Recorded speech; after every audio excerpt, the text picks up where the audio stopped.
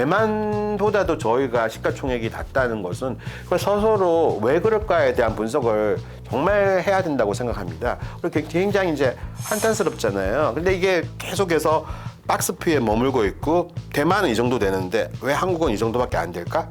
뭐 이런 부분에 대해서 근본적으로 생각했을 때는 그거는 저는 반도체 업황이 좀 길게 간다고 생각해요. 매도 시점은 올해는 아니라고 생각을 해요.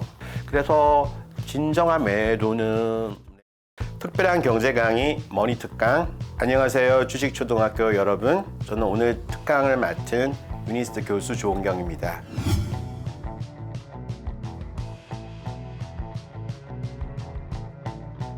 저는 반도체 업황이 좀 길게 간다고 생각해요. 그래서 반도체 주식 가지고 계시는 분들이 물론 제가 종목을 말하고 그런 거는 저는 하지 않습니다. 그렇지만 이제 대표적인 종목이라면 삼성전자하고 SK 하이닉스잖아요.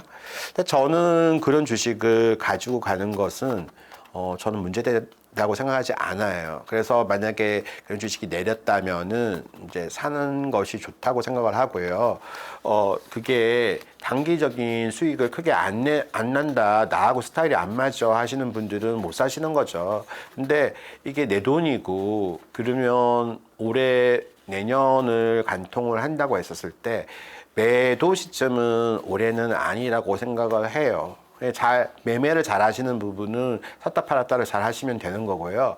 그래서 진정한 매도는 내년에 해도 되는 거라고 생각을 하거든요. 왜냐하면 지금 사실은 오늘 삼성전자 그 실적 발표가 오늘 이제 저번에 나왔지만은 오늘 상세 실적 발표가 오늘 나왔잖아요.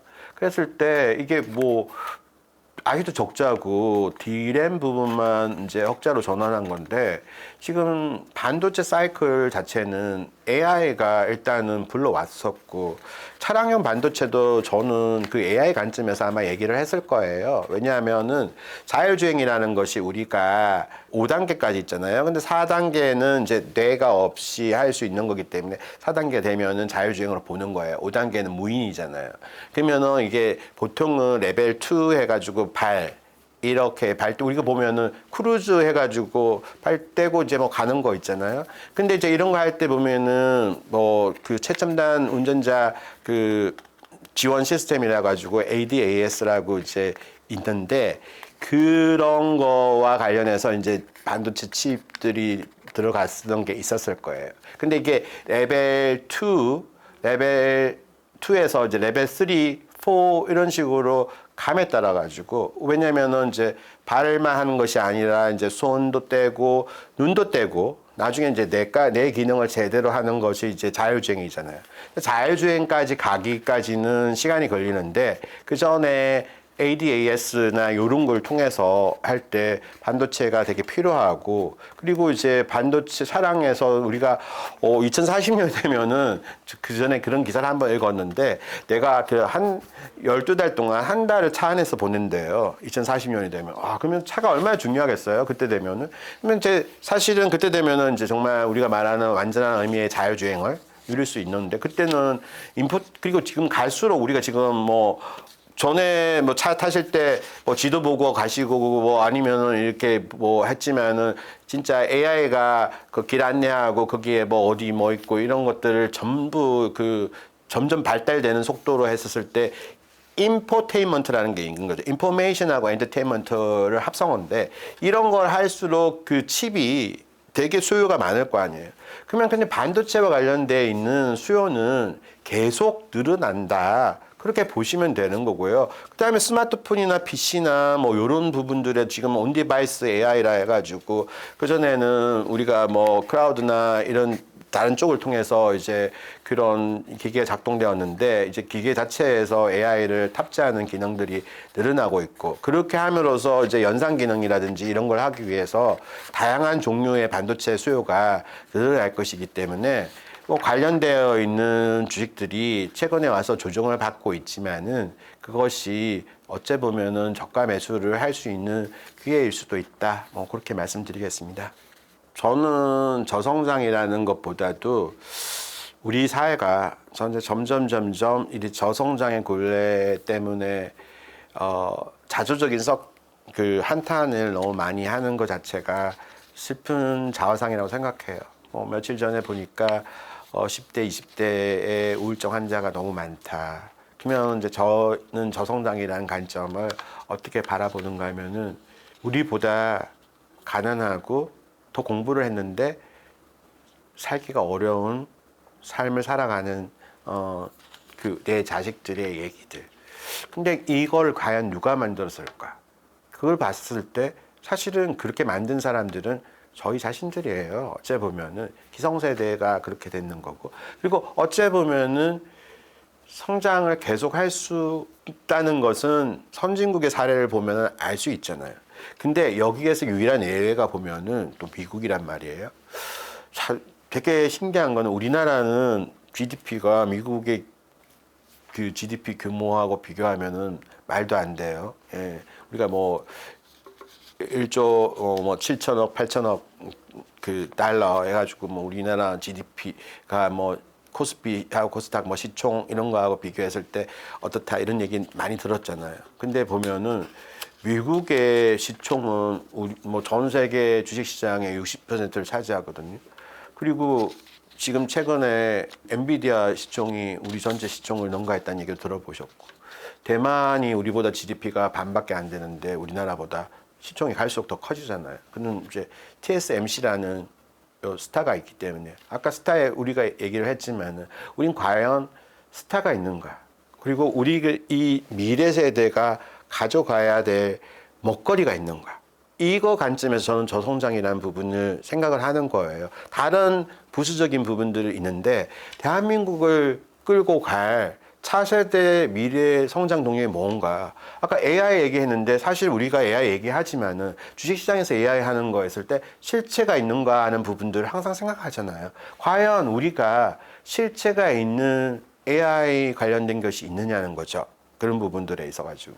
그러면 실체가 되게 없어 보이는 것들이 너무 많다는 거죠. 우리가 바이오 하면은 그 오랜 기간의 업력으로 해가지고 산학연이 협력해서 오랜 기간 했지만은 우리가 계속해서 얘기하는 것은 그런 뭐 무늬만 바이오라는 얘기가 너무 많잖아요. 바이오주 뒤였어.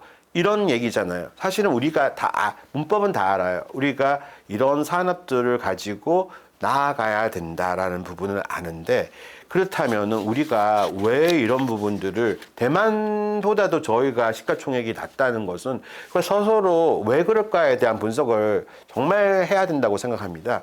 굉장히 이제 한탄스럽잖아요. 근데 이게 TSMC가 차지하는 비중이 분명히 이게 삼성전자보다 시총이 낮았는데 이렇게 같아졌다가 거의 더블 됐잖아요.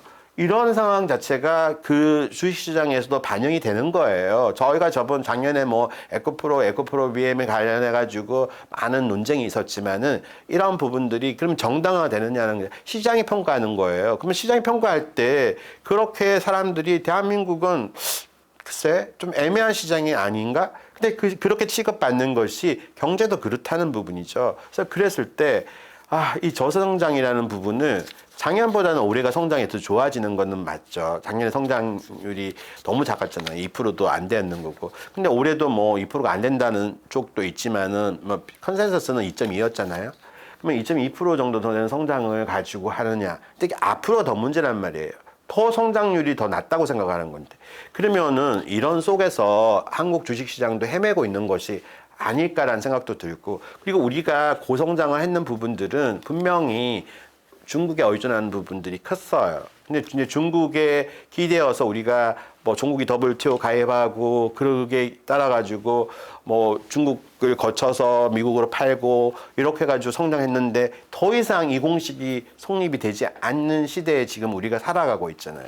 그러면은 사실 you are on your own이 그 주식시장이나 어떤 개인의 삶에만 속하는 것이 아니라 우리한테도 속해 있는 거예요. 그러면은 이런 부분들이 있었을 때는 그러면 어떻게 하느냐. 사실은 이런 부분일수록 뭔가 하면은 우리가 근본으로 돌아가서 다 잡아야 되는 부분들이 결국 뭔가 하면 우리가 구조조정도 해야 되는 거고요. 우리가 비용, 개인 가게를 꾸려나가는 데 마찬가지잖아요. 정해진 비용을 들어와서 이걸 가지고 지출을 하고 거기에서 투자를 하고 이러는 부분들인데 이런 부분에서 우리가 가지고 있는 비효율성이라든지 이런 부분들에 대해서 철저히 점검을 해서 가게도 그렇고 기업도 그렇고 정부도 그렇고 이걸 해야 돼요. 그래서 물론 이게 구조개혁을 한다는 부분 자체가 너무나도 힘들고 어려운 일입니다. 자, 생각을 해보세요.